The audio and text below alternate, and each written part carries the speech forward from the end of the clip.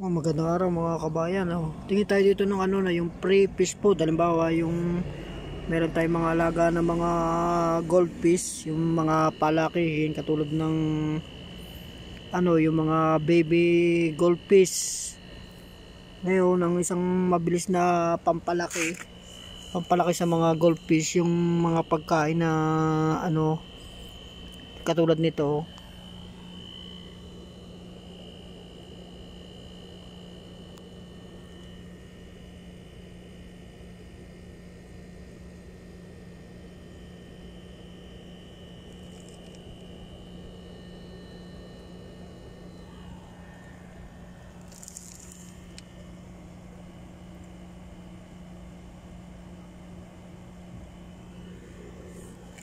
Yan ang ano, isa sa magandang ano, mabilis pampalaki. Kaya kung halimbawa mayroon tayong mga pambenta na may mga pambenta tayo ng mga goldfish, yung mga maliliit, anong ipakain natin yung ganyan mga kitikiti.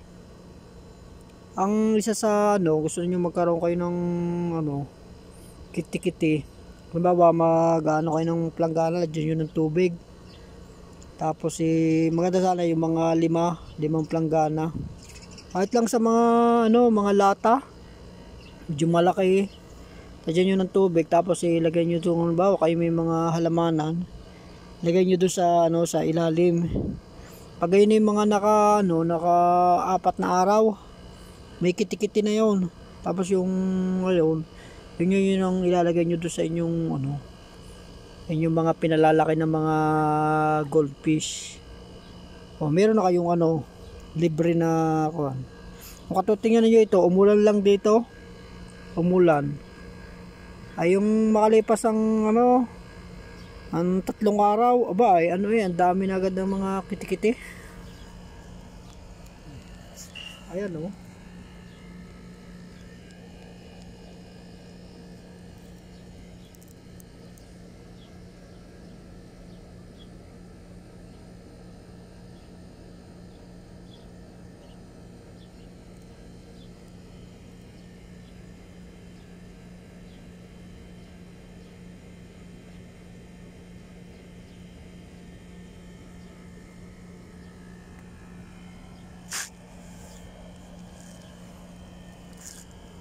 Pwede rin yan sa ano, yung halimbawa mga halimbawa meron tayo kayong mga inakay na catfish, yung mga inakay na mga dalag. Yan, maganda yan mga pampakain kasi ang mga baby fish natin madali silang ano, mabilis silang lalaki. Yan ang kagandahan niyan, ano, libre lang kasi ano, gawin niyo yung mga 5 planggana, halimbawa isang planggana ilalagay nyo ngayon, pagkatapos yun kinabukasan naman kahit mga ano 7 planggana, para mangyari araw-araw meron kayo. Ngayon nung muna kalagay kayo ng 1 planggana, pagkatapos kinabukasan lagay kayo ng 1 planggana uli hanggang sa yun makapito beses. O di mangyari doon, araw-araw na kayo, meron na kayong libre na pamakain kasi mahal din naman yung ano, yung fish food. O di yung inyong kuwampa, tsaka yan ano, ano yan, matindi rin ang sustansya na yan.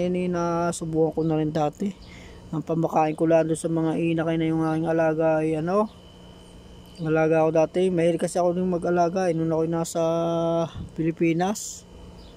Ang mga inaalagaan ko yung ano, yung mga goldfish na may iba't iba rin ang kulay na ano. Kaya ano, ang mga anak pagka pamakain natin ganyan, mabilis silang lumaki. Di meron namang mga nabibili na mga ano, fish food ay siyempre mahal din. Kaya para tayo makatipid, ganyan ako ano, kitikiti lang. Kaya kayo kung bawa nga ano, sa ano, may planggana kayo mga 7, tapos araw-araw ninyo ngayon yung na ilagay pa isang araw, isa, sa sunod na araw nyo naman yung isa. O sa loob ng ano, 1 linggo, makakabuo kayo hanggang sa araw-araw na meron na kayo libre. Ang bilis pa. O pagka yung ganyan na mabilis lumaki, makakapagbenta agad kayo. Kasi dati-dati ako ganyan tapos ayun, nakalagay lang yung yung pinaka meron ng mga aquarium na isa na medyo maliit.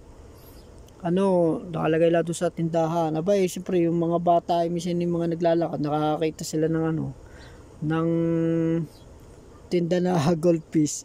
Siyempre mura lang naman dahil kasi yung binebenta ko rin na goldfish dati, yung mga anak-anak din lang na medyo malaki-laki na ayos na, talagang kumakain na talaga ng ayos, malakas na talaga sila lumangoy, at saka yung yung maganda na sa paningin. Ayun, abay marami ding marami ding nabili. Minsan nga yung mga anak ng isda yung iba hindi pa nanganganak naghahanap pa yung ibang mga bata, kasi alam mo mayroong mga bata na hindi pa rin masanay mag-alaga ng kawa, kasi minsan magpapakain sila ng damin-dami, kaya tuloy ang tubig bagas nagiging kontaminado ng pagkain, kaya tuloy nalalason yung isda. Ito pating ganito, kagandahan niya mga kitikiti. Kasi kahit marami diyang kitikiti yung inyong yung inyong aquarium, hindi magiging kontamido. Hindi katulad ng mga pagkain na mabibili, lalagyan natin ng pagkain. Minsan nga, pinapakain ko lang yung tinapay madaling magdumi yung tubig. Samantala kapag kitikiti, kahit di tayo masyadong naglilinis. Lalo na yung alaga kong yung alaga ko dating wala yung mga oxygen. Diba kailangan pag mag-aalaga tayo ng sa aquarium, kailangan may oxygen. Pero yung karamitan ng mga inaalagaan ko, yung hindi masyadong yung goldfish na hindi masyadong nangangailangan sila ng ng kailangan lagi may oxygen, may filter. Meron kasing ganyan yung mga matatalit tsaka mga matitibay. Kaya ganyan ang aking mga inaalagaan. Kaya kayo kung kayo mag-aalaga ng goldfish, ganun ang inyong bibilhin, yung mga hindi masyado nangangailangan ng na kahit halimbawa minsan mapabayaan ninyo, buhay pa din. Kasi merong mga goldfish na kailangan talaga alagang-alaga kung tayo na may mga busy, hindi naman natin masyado makuha. Di sayang naman kung mamamatay lang. Kaya kung inyong aalagaan, yung matibay, yung kahit na halimbawa yung isda na yun medyo madumi ang tubig, yung kaya pa rin niyang makasurvive. Minsan nga yung mga ganyo na sila pa yung mabilis tumami, tsaka minsan mapangakit pa dun sa mga sa mga bata. Yun, nakakapag kaya noon ang bilis pa nilang bilis pa nilang manganak. Gayo. Tawag yata doon yung mga bumili kayo na yung yung muli, na ang pangalan ni muli. Meron din iba't ibang kulay na yon. Iba't iba. May gold, may black, tapos may orange, may yellow, may white. Yung ganyan ang iba't iba silang kulay, tsaka sila matitibay.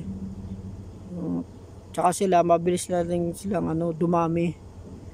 Tapos attractive pati yun sa paningin ng mga bata, kasi lalo na kung halimbawa colorful sila, iba't iba yung halo-halo. Tapos pag mga bata napatingin yun, siya ang ibebenta nyo lang yung mga yung mga anak-anak, mura lang, kasi alam nyo ng mga bata minsan konti lang din ang pera, lalo na sa panahon ngayon. Edi mga bata lagi nakakabili. Kaya yun ang isang tips ko sa inyo para kayo magkaroon ng pre-fish food. Libre na kayo niya. Tsaka ang isa pa, hindi laging magdudumi yung inyong tubig, kasi mga buhay ang inyong mga pamakain. Yan